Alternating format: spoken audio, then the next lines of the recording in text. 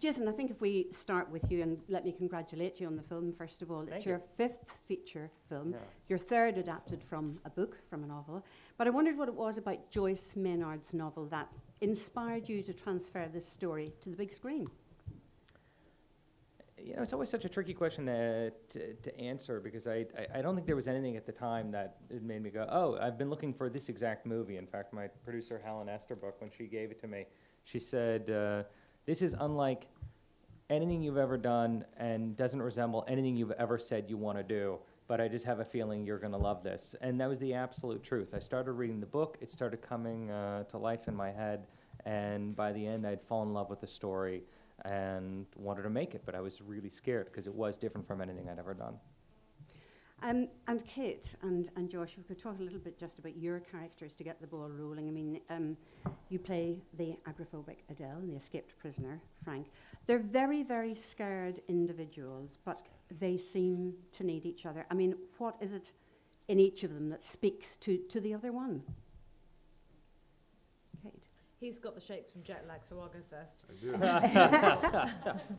do.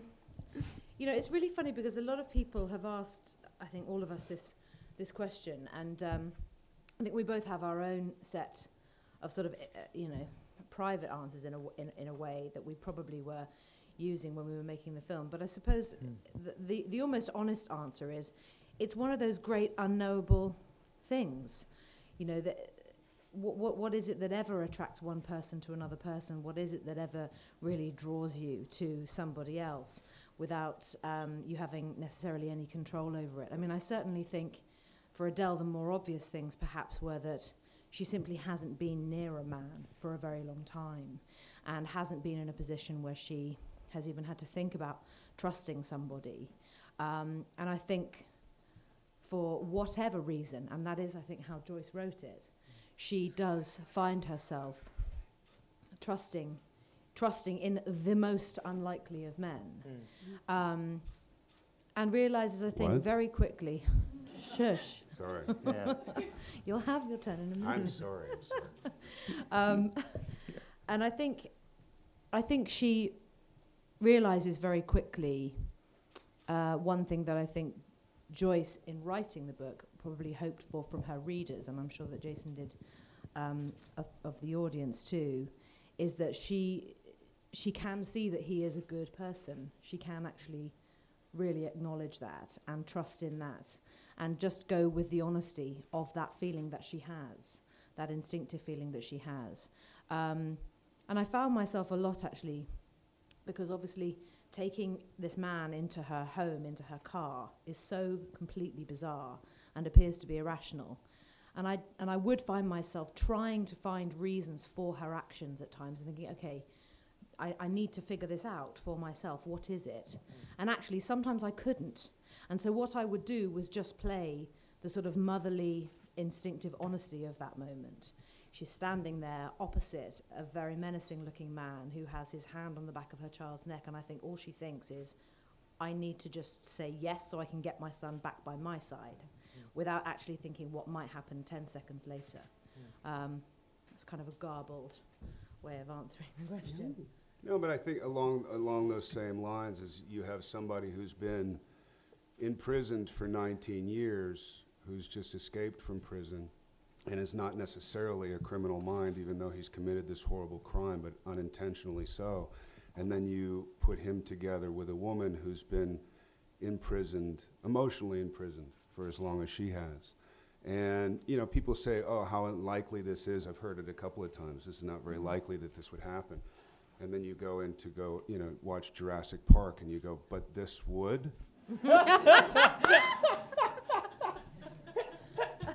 So, from the DNA of our ice cube, we create a romance that's, it is indeed a movie. But I think it represents a lot of things for us and how far we've gone in our own emotional needs, and the standards that we create for ourselves in love, and living up to those standards, and looking back in hindsight and all the relationships that we've been in and all the wacky things that we've done. This is not really that far-fetched, at least for me, emotionally. Then again, look at my life.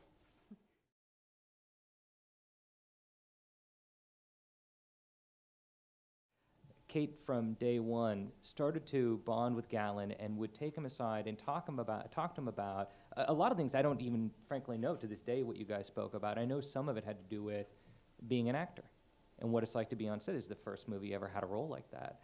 And would start to mother him in this way that they began to have this bond that was on camera, off camera, and it meant in a scene where she was distancing herself from him, you could sense his loss. And when Kate did a scene where she was feeling much closer to Josh, you felt it with Gattlin. He felt like Josh was actually stepping in between the two of them. And that was the key idea, is how do you get a 12-year-old boy to feel as though Kate is A, his mother, and B, somehow his partner in life.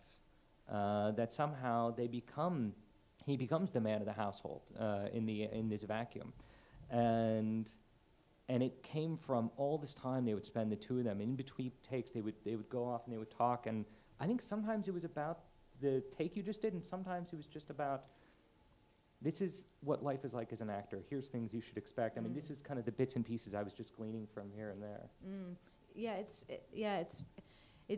It was one of the most wonderful, I think, working relationships actually that I've ever had, because it was quite honestly such a privilege to spend that amount of time with someone who's that lovely and that particular age, which is the most gorgeous age, I think, for a young boy or girl, because every day there's a squillion questions and they don't have the answers and don't even know how to ask them. And I think early on, my big thing to him was to just say, "You're terrified.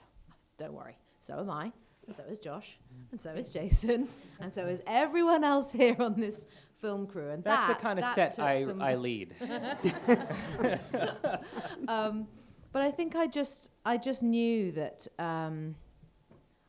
I had to really be his friend, and wanted to be his friend, and wanted to guide him, and he was really my priority on the set. And it's true what Jason says. You know, there were days when I would find it quite hard if Josh and I had particularly intimate stuff to be doing, or where we were physically just closer together in the room and Gattlin was separate. I just maybe wouldn't be in any way unkind, but I just wouldn't lend him so much of myself, I suppose, by way of morning hugs or see you on set or let's quickly run the lines. There were definitely days, and I don't really like using the word method because I'm not sure I necessarily believe in it myself, just for myself, but I definitely did find myself doing a little bit of that. And then on other days when he really did we did have scenes together, or I could tell that he really would need me, I was absolutely just there, you know, really like a parent. And also making sure as well that when he had done some particularly brilliant takes, telling him how impressed I was and how impressed everybody was, but sometimes people don't necessarily say it because they're thinking of other things, and how proud I was of him, and just the little things like that.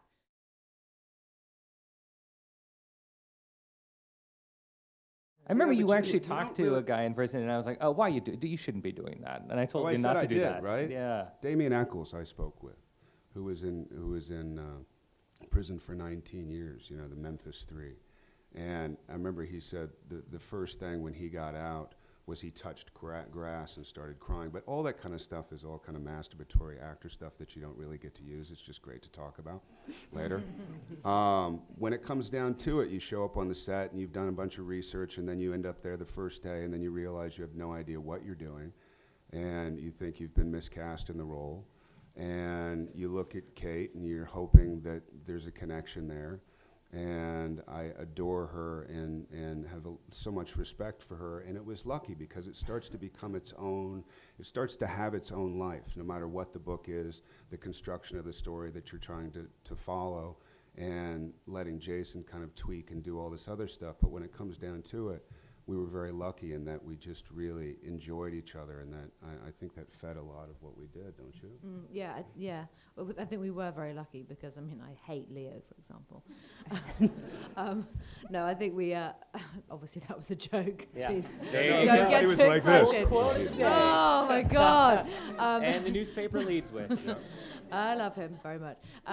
No, I think we were very, very fortunate in that regard. And Yeah, and I think that the sort of the gentle homework that we both had done, because Jason had very much expressed a desire that we didn't over-prepare, Right. which again, you know, does come with its own set of rules. You know, that really means don't do too much, don't overdo it, because that is also a danger. You know, you can. I've been bitten by that. I think before I've watched something that I did years and years ago and just thought I did probably more homework for that than I did, you know, for, I don't know, the reader or this, or, you know, and hadn't been able to quite work out what it was that I was actually doing in the particular performance. But so I did find myself actually trying not to do too much.